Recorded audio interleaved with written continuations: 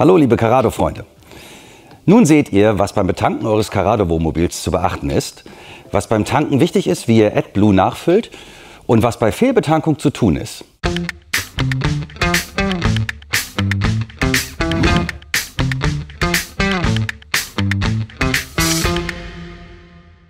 Alle unsere Fahrzeuge werden mit Diesel betrieben. Zum Öffnen des Dieseltankstutzens verwendet ihr den Fahrzeugschlüssel und natürlich auch zum Verschließen.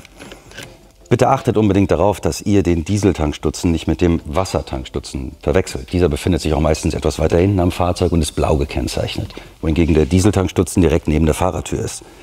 Dort befindet sich auch AdBlue, doch dazu später mehr. Sollte es zu einer Fehlbetankung kommen, ganz wichtig, bitte achtet unbedingt darauf, dass ihr da nicht die Wasseranlage verwendet, denn es führt zu erhöhten Reparaturkosten, da Diesel sämtliche Leitungen und Komponenten durchdringt. Wie erwähnt, ein kurzer Ausflug zum Thema AdBlue.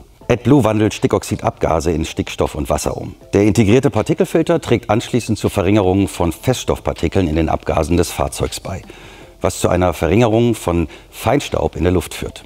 AdBlue könnt ihr ganz einfach an der Tankstelle oder am Handel kaufen und nachfüllen. Aber achtet natürlich bitte darauf, dass ihr es an der richtigen Stelle einfüllt. Der Deckel ist natürlich blau gekennzeichnet. Sollte der AdBlue-Stand niedrig sein, dann seht ihr das an einer entsprechenden Anzeige im Fahrzeug. Ich hoffe, ich konnte euch mit dieser Erklärung zum Thema Diesel und AdBlue ein wenig helfen. Habt ihr Fragen, dann schreibt sie uns gerne in die Kommentare oder schaut euch unsere weiteren einfach clever erklärt Videos an, um in andere Themen einzutauchen.